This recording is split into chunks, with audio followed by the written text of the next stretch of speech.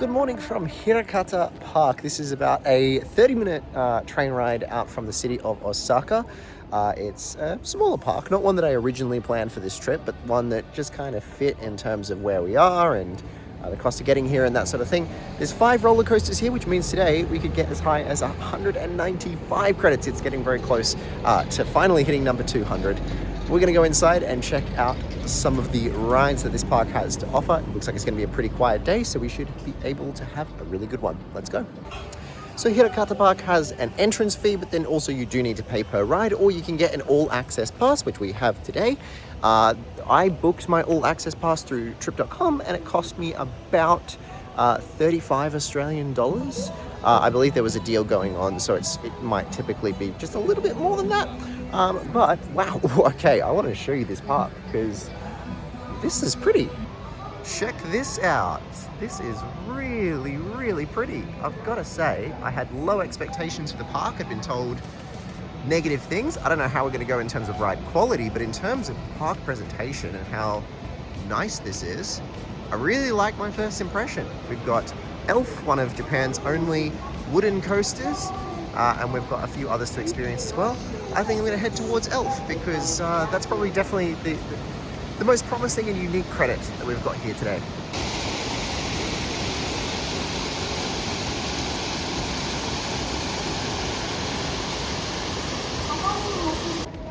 Go heading up to Elf, which stands for Episode of Little Fairies.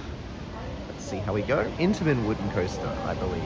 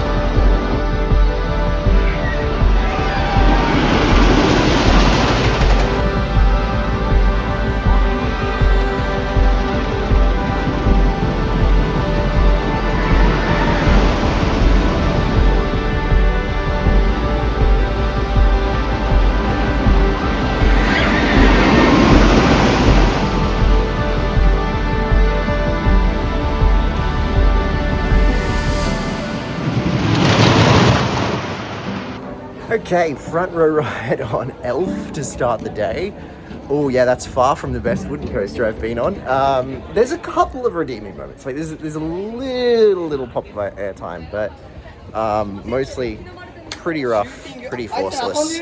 Just not a great coaster at all. Yeah, I think it's also not the worst wooden coaster I've been on though, because Anaconda at Walligator did absolutely nothing, and at least this one had a little, something going for it. So it's 50-50. Let's go and check out some of the other coasters at this park.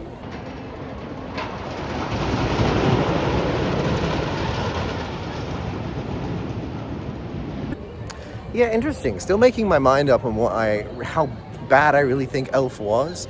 Like, it kind of doesn't do a lot good. It has a few really bad moments and a couple of just slightly good ones.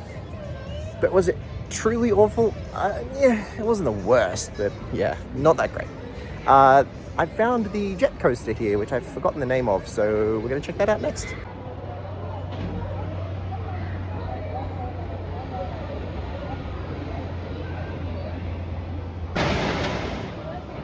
Stumbled down here into this area of the park. This will be our next stop. I believe it's called Red Dragon or something like that. It is a Senyo Kogyo jet coaster.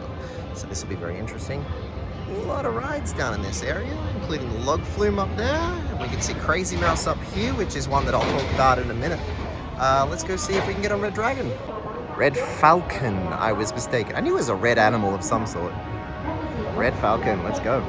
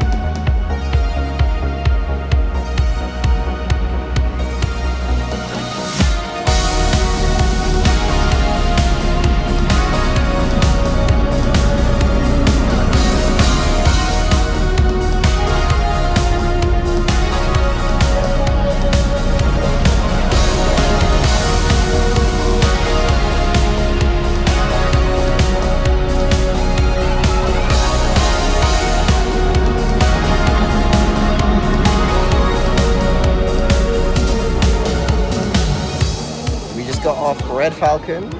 That is a really strange ride, man. That's so bizarre. It's not rough. I expected rough and jankiness. There's one really awkward transition partway through the layout, but other than that, it was mostly pretty smooth, not painful at all. Just really bizarre, like very forceless, quite long. It's just these long, drawn-out bits. It uses the terrain kind of nicely. But yeah, it just doesn't do a lot with it. Don't love the senior restraints either. They're very, imagine an arrow looper, but even more cramped. So, yeah.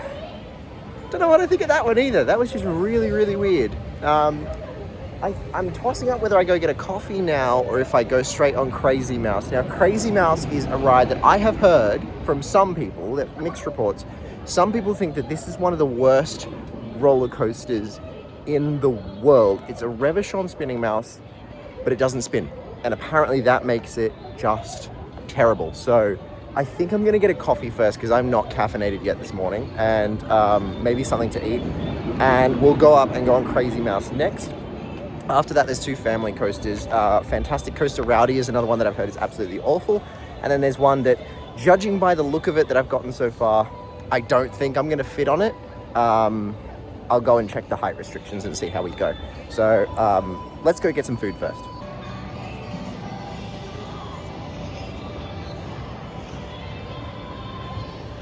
I have also just put two and two together and realized that over there is an Intamin Giant Drop. Unfortunately, it looks like it's closed, but yeah, didn't know they had one of those. There you go.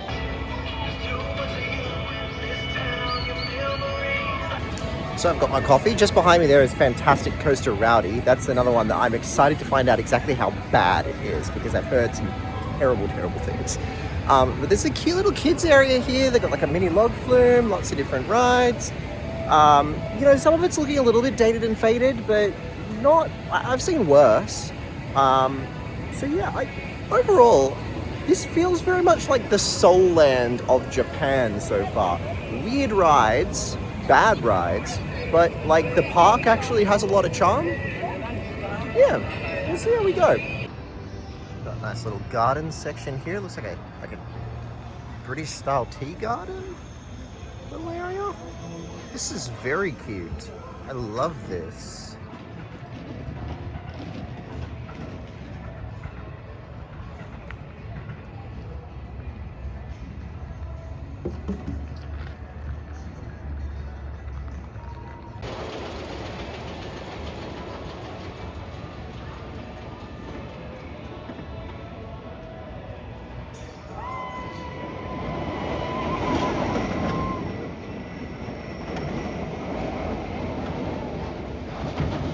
Oh my god, that sounded awful.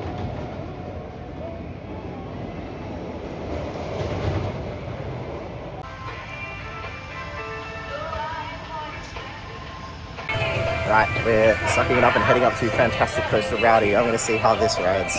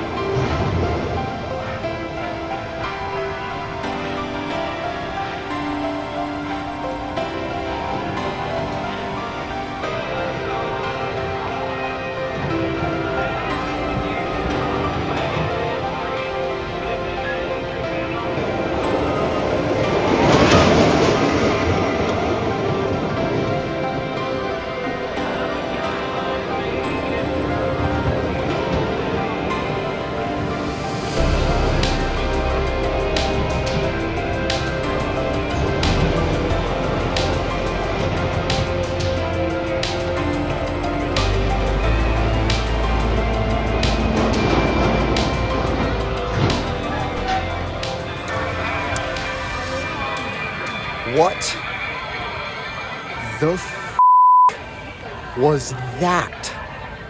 That was like if a roller coaster that got built by a 5-year-old in Roller Coaster Tycoon became real. That was so bad. That was, I think, okay, all of the other coasters that I have rated like an F tier, like right down the bottom of my rankings, they're bad, but they have like some fatal flaw, like terrible restraints or, you know, just being really, really rough or something like that, but they all at least seem professionally designed. That rubbish, I think a child made that. That was so bad. Is that the worst coaster I've ever been on? In its defense, it wasn't painful, but it also was just really, really, really, really bad. All of the transitions were absolutely terrible. Just absolute car crashes. I can't believe how bad that was. That was... I almost want to ride it again just so I can laugh at how bad it was. That was awful. Wow, I'm blown away. Let's go ride Crazy Mouse, speaking of terrible coasters.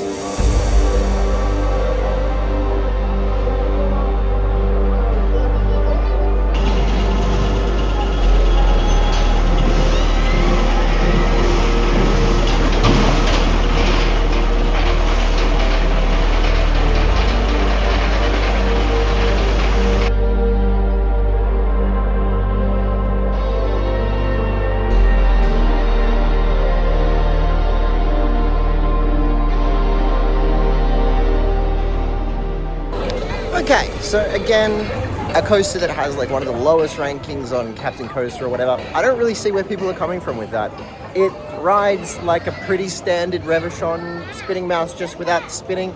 I'm not even sure it's the worst wild mouse coaster I've been on. Like it's weird that it doesn't spin, but it's not like it creates any more pain than usual or anything. It's just kind of a boring wild mouse. And honestly, with the wider cars, I feel like it was actually less painful than something like Rattlesnake at Chessington. So, you know, that was mid, but you know, I was expecting far worse. The last coaster here, I need to go and check the height restrictions for. It's called Korotruck. I don't remember who built it, but it's a little kiddie coaster. I suspect I may not be able to go on it, but we're going to check just in case. And then I'm going to go and get something to eat and go around get some B-roll. I want to go check out the Flume here. I want to check out the Rapids ride. And I believe there's a bunch of other attractions that could be worth looking at as well.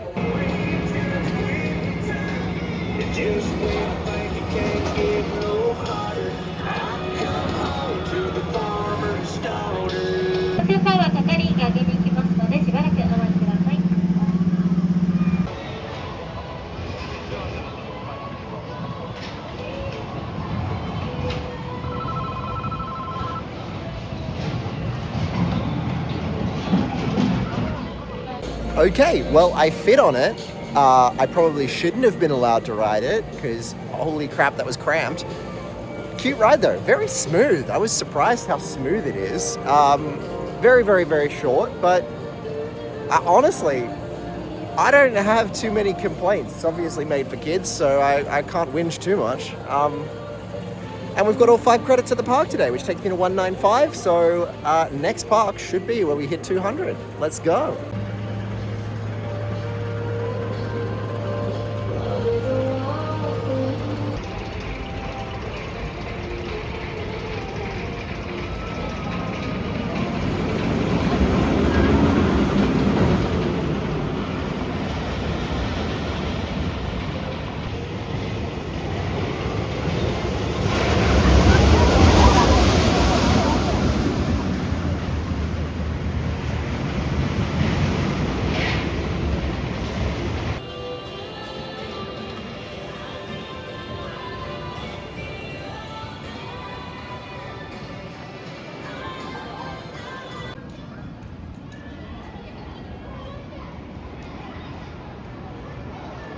We found the food court. It is called Gnome's Diner. Love that. Let's see what gnomes eat.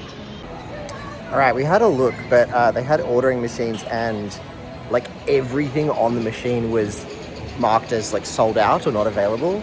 Getting real understaffed vibes, but considering how quiet today is, that doesn't necessarily surprise me. So we're just gonna find something else to grab instead. They do have a McDonald's, and I feel bad for going here, but it looks like the McDonald's is open and everything else kind of isn't. So let's check it out. Okay, a little disappointed that that's the only place that I could find with anything substantial to eat, but I did get to try melon Fanta, which was fantastic. I love it. Probably my new favorite flavor of Fanta ahead of grape.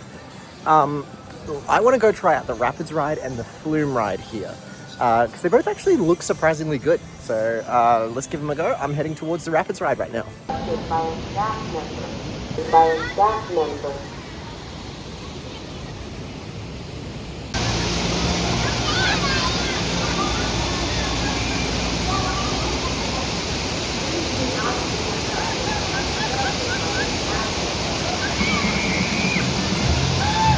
Okay, that was pretty fun. It's a little short and it's like, doesn't do a whole lot. Like there's no theming or anything like that. There are some funky bits where like the channel really widens out and you kind of just drift there for a bit. And there are also these spinning rotors. I'm gonna see if I can show you them. See these spinning things here? There's a bunch of them throughout the course. And there's one particular set where you actually hit them with quite a bit of speed and it just absolutely you're raft around in a circle. You actually pick up some speed in terms of how fast you're spinning. Pretty fun. Didn't get too wet at all though. Yeah, not too bad. We'll go check out the log flume. I believe this log flume has one of those cool Japanese things where you get a high score for how loud you scream on the drop. So I think that's what's going on here. Let's go check it out. Here it is, and yeah, there's high scores up there for depending on how loud you scream.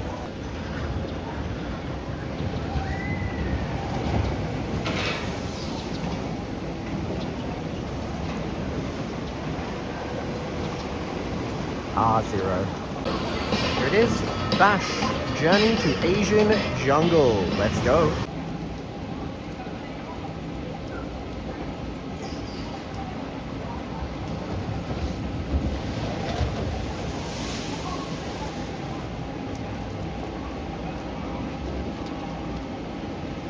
That was a fun little flume. Lower your expectations in terms of theming, but in terms of length, it's quite good.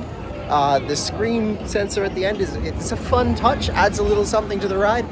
Overall, I kind of liked it. All right, I'm gonna go around and get some B-roll from the park just to make sure that this vlog is as good as possible for you guys. We might get some rides on some of the coasters, probably not. And then I want to check around and see if there's anything else of interest here. Maybe some dark rides, maybe some unique flat rides.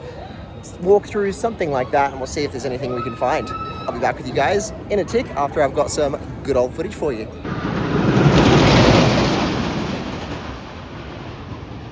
Something I didn't realize about Elf is that because it's perched on this really, really steep hillside, they've got steel supports underneath this section of the wooden supports, just to like elevate it. It's really interesting.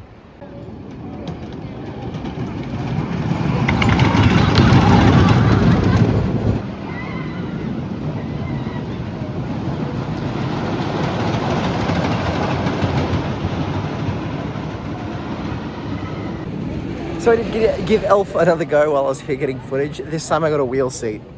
That made it a lot worse. So if you do come here to Hirakata Park, do not ride Elf in the wheel seat. It jackhammers pretty hard in the valleys. So yeah, avoid them.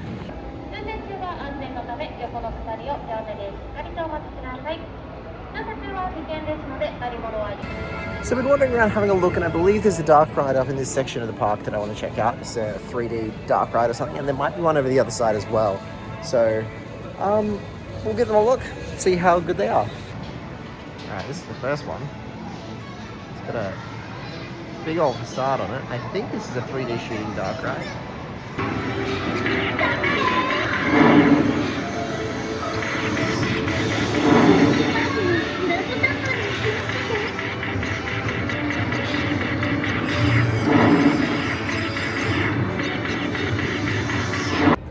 Okay, that was the shortest shooting 3D dark ride I've ever been on. It wasn't even 3D.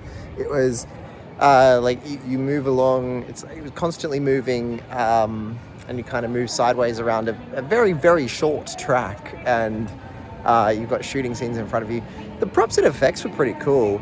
It was some sort of mystical fantasy. There was garden gnomes involved. It was very interesting. But yeah, way too short. That thing is like tiny. I think there's another dark ride over this way, so we're gonna go that way.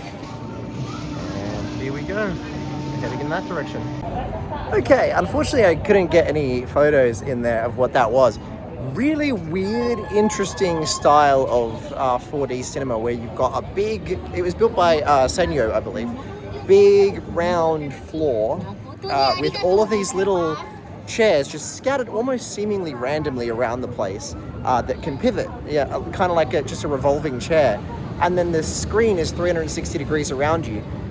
Interesting idea. I don't think that the film used that enough. Like, most of the time I was sat there looking in one direction. I feel like it would have been so much more interesting if I had to like pivot on that chair and like turn around and kind of look in different directions to follow the story. It didn't really use that at all. I think I can only think of one moment, where I kind of had to turn around at all. There was a weird bit at the end, and my Japanese is not good enough to understand what was going on.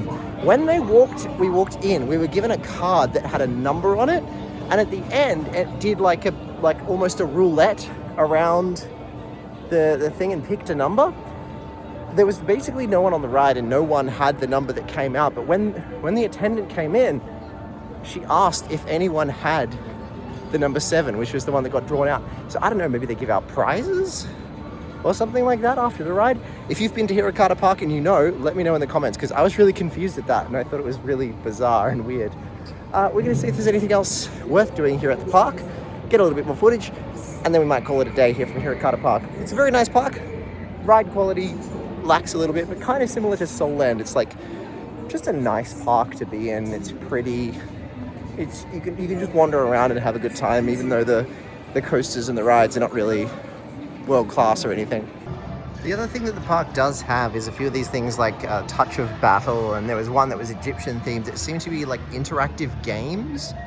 That one I think is like a reaction time touching game. Pretty fun idea. I haven't been over here to this volcano thing yet, so we're gonna go check that out now.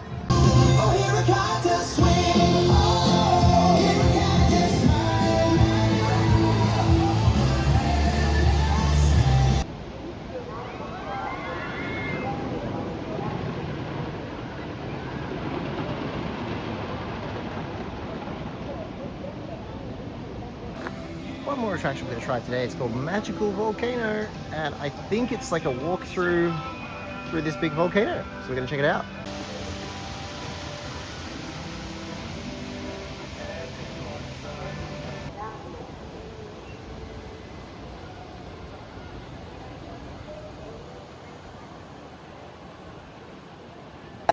Okay, yet another one that I wish I could have gotten footage of for a different reason.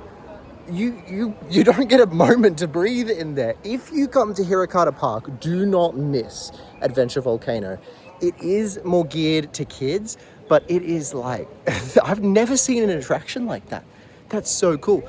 You get this little map and you have to go around and do these mini games to answer these questions.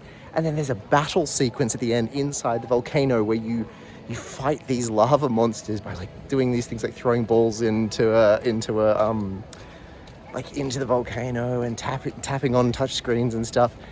It's wild. Fair warning, it's all in Japanese, but the staff was super helpful. And honestly, that's been a trend throughout today. Hirakata Park, for all of its flaws, the staff here are absolutely fantastic. They've been so like over the top gracious and kind, and gone out of their way to be helpful wherever they could. Man, that was a great finish to the day. Definitely check out Adventure Volcano if you come here. Be prepared to be out of breath though. Dude, that might be the best attraction at this park. That's so cool. I'm gonna call it a day here from Hirakata Park. Join me again in a few days' time for none other than Coaster Odyssey episode 12. We are going to Nagashima Spa Land on Saturday, so we'll see you there.